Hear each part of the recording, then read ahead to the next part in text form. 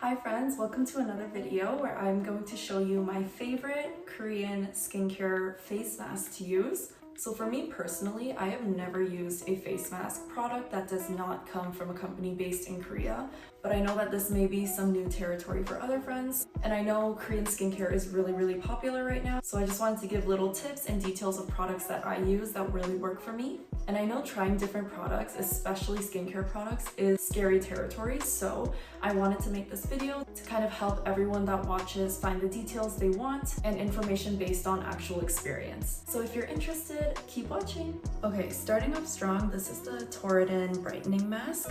I actually used this one last night and it is so good. I genuinely really like it. The formula itself is really thin and light, so it's not really like gooey or anything like that, but it still moisturizes, although this is more of a brightening, targeting mask. And just after one use, I noticed how my skin is a lot brighter in terms of like the glow it gives off. And with brightening masks, it's important to understand that it's not actually like lightening your skin, because that would be quite terrifying. It's important to note that regardless of whether your skin's dry, combination, or oily, this one works well. For me personally, I tend to get like dry patches on my skin, and after using this mask, it still hydrates that. So this isn't just simply a brightening mask, but it also works to hydrate your skin. Like I said earlier, the formula itself is actually pretty light, so even if you have oily or combination skin, this mask is bound to work well for you as well. On the back of the packaging, you can see how there's 5 vitamins infused into this mask, and it also works to triple tone, which I have no idea what that means. And it also shows you how the face mask is built. I find that to be pretty important because sometimes, I don't know if you know, but at the half mark on face masks, there's like a flap, which like it's great to like customize to your own face, but sometimes it like rolls in and then you have to kind of like unravel it, and it's just too much. But for this one, you can see that the slits are lower near the mouth, which actually helps in terms of placing that better onto your face. So if you're looking for a good brightening mask, this one's a great suggestion.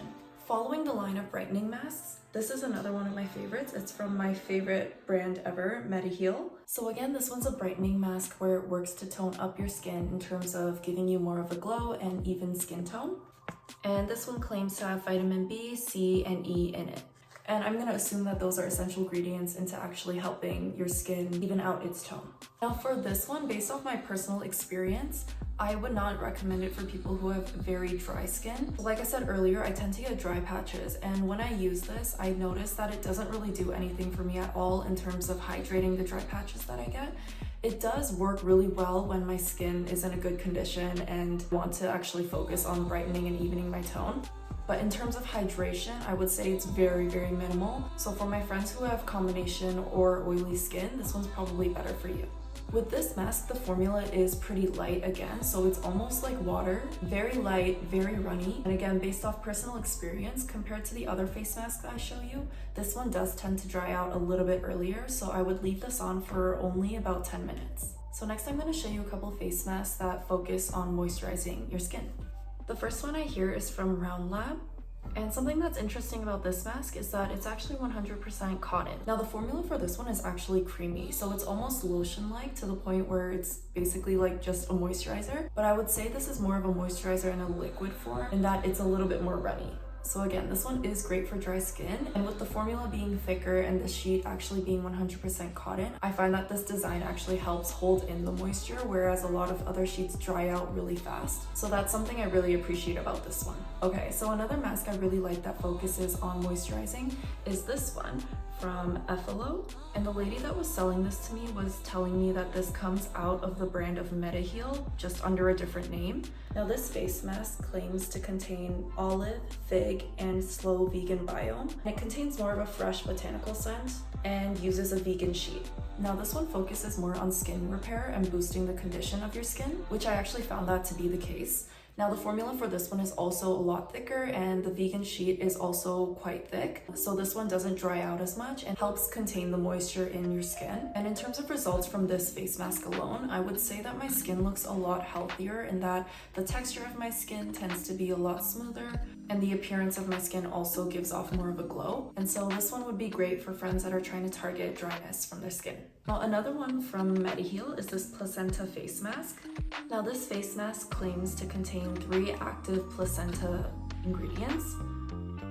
which again, I have no idea what that means, but it works. So again, the formula for this one is a bit creamier, but I would say it's a lot lighter than the Round Lab and the other Efilow one. And in terms of the scent, this one doesn't give off that strong of a scent. A lot of these masks that I show you are just a clean, simple scent. For this one, I would say that this works really well on both dry skin and sensitive skin. And as it says right here, it focuses on nourishing. So after I use this one, I actually do find that to be the case, and that again, my skin looks a lot healthier. But I will note that this one does dry out a little bit faster than the other ones as well because of the thinner sheet.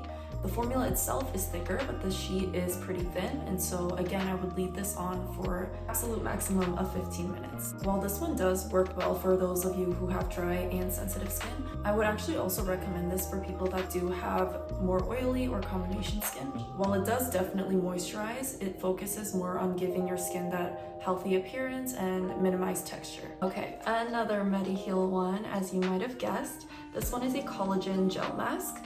And this one claims to vitalize. So again, this one does not focus much on moisturizing, but it does work on, again, focusing on giving that healthy appearance of your skin. With this mask, I actually noticed a lot of tightening results, so my skin feels a lot more plump and it gives off more of a youthful glow. And as it says, this one is a gel mask, so it comes in two parts. It has the top portion of your face and then the lower portion separately. And as you might have guessed, the gel mask itself is a lot thicker than a lot of these sheet masks, and the formula for this one is very runny, watery, transparent, and it is lighter. So with the gel mask, I find that to be a good combination because the gel mask actually helps contain and absorb the product. And this is again just off my experience, but I really like using this when my face feels a bit more hot because this one does work on soothing the skin as well. Okay, and last but not least, this is my ultimate favorite mask. This one again is from Mediheal, and I think this mask is actually the one that got me into looking into more Mediheal products. So this one is the e.g.t ampoule mask, or the enriched glowing tension sheet mask. This one claims to increase retinol and peptides, and also focusing on vitalizing the skin. So again, with the thicker formula and the thicker sheet, I find that this helps kind of contain the moisture, but also penetrate it deeper into the skin, since you can use this for a longer amount of time. And again, this one does dry out a lot slower than the other ones, so leaving this on for around 15 minutes is my best suggestion.